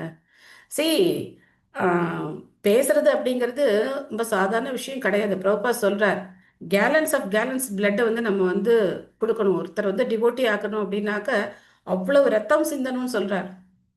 நம்ம எனர்ஜி எல்லாம் போட்டு நம்ம வந்து பேசணும். ஒரு நாளைக்கு 5 கிளாஸ் 6 கிளாஸ் கொடுக்குறவங்க நினைவெல்லாம் நினைச்சு பாருங்க. ஸோ அந்த மாதிரி பக்தர்கள் வந்து முயற்சி எடுத்துக்க வேண்டியது யாருடைய பொறுப்பு? நம்ம பொறுப்பு இல்லையா? இது கர்மா கிடையாது. ஒரு விஷயம் நம்ம வந்து பகவத்கீதையில பகவான் 5 டாபிக் நம்ம வந்து சொல்லியிருக்கோம். ஜீவாத்மா, அதுக்கப்புறம் என்னென்னது சொல்லுங்க பார்க்கலாம். ஈஸ்வரா ஜீவா கால கர்மா பிரகிருதி. ஈஸ்வரா ஜீவா கால கர்மா பிரகிருதி. மாதாஜி பிரகிருதி கர்மா காலம் பிரகிருதி கர்மா டைம் காலம். சோ இந்த 5 கான்செப்ட்ல 4 கான்செப்டை மாத்தவே முடியாது. எந்த 4 மாத்த முடியாது? எந்த ஒண்ண மாத்தலாம் சொல்லுங்க? கர்மா மாத்தலாம். கர்மாவை மட்டும் மாத்தலாம். ஆத்மாவை ஒண்ணும் மாத்த முடியாது. அதுக்கப்புறம் காலத்தை நம்மளால மாத்த முடியாது. பகவானை மாத்த முடியாது. பிரகிருத்தியை மாத்த முடியாது. அதாவது ஜட உலகத்தை மாத்த முடியாது. நம்ம மாத்தக்கூடிய ஒரே விஷயம் என்னன்னா நம்மளுடைய கர்மா. நேத்து வரைக்கும் நான்வெஜ் சாப்பிட்டுக்கலாம். ஆனா இன்னைக்கு ஒரு டிவோட்டி பார்த்து இது பாவம். ஆக்சுவலா அது நடந்தது. என்னாச்சு அப்படின்னாக்கா, ஒன் டைம் எங்க பிரபு வந்து கோவில்ல இருந்தாரு. எங்க பிரபுனா என்னோட வீட்டுக்காரர் கோவில்ல இருந்தாரு. அப்போ ஒருத்தர் வந்திருக்காரு, புதுசா ஒருத்தர் வந்திருக்கிறாரு. அவர்கிட்ட எங்க பிரபு சொன்னாரு, இந்த மாதிரி அவரும் எங்க கேஸ்ட் தான், சௌராஷ்டிராக்காரர் தான்.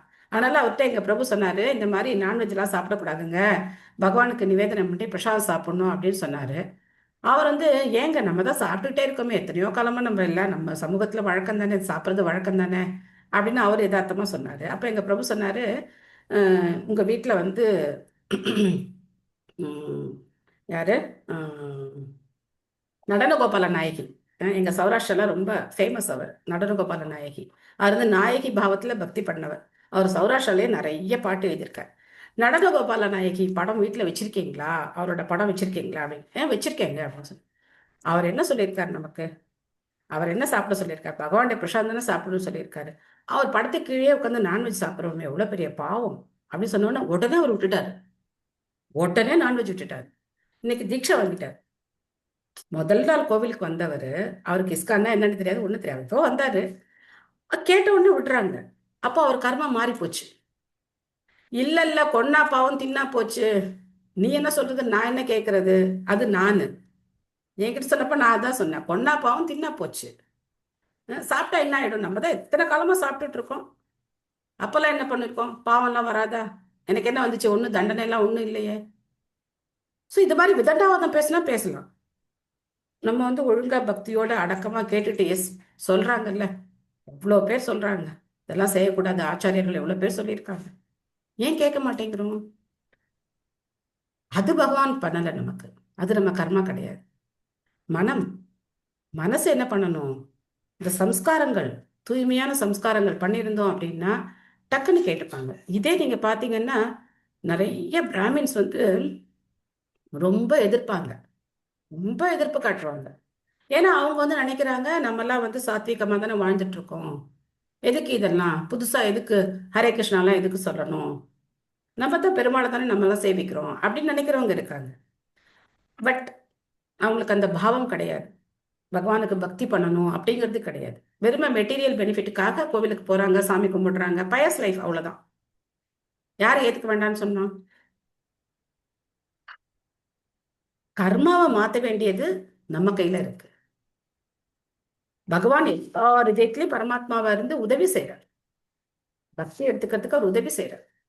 ஆனா அதை புறக்கணிச்சோம் அப்படின்னா அது நம்மளுடைய துரதிருஷ்டம் தான். ஓகேவா Mataji? Hare Krishna. Thank you. Hare Krishna. Good question Mataji. Okay. Hare Krishna. Hare Krishna. Krishna Krishna Hare Hare, Hare Rama Rama Rama Hare. Hare Krishna. Hare Krishna. Hare Krishna. Thank you Mataji. Mataji. Hare Krishna. Hare Krishna. Thank you Mataji. Hare Krishna. Krishna Mataji. Thank you Mataji. Hare Krishna. Thank you Mataji. Thank you. Thanks Mataji. Hare Krishna. Hare Krishna மாதாஜி. ஹரே கிருஷ்ணா மாதாஜி. ஹரே கிருஷ்ணா. கண்மணி மாதாஜி என்ன கொடுத்துருவோமா? ஹரே கிருஷ்ணா. ஹரே கிருஷ்ண கிருஷ்ண கிருஷ்ண ஹரே ஹரே, ஹரே ராம ராம ராம ஹரே ஹரே. ஹரே கிருஷ்ணா.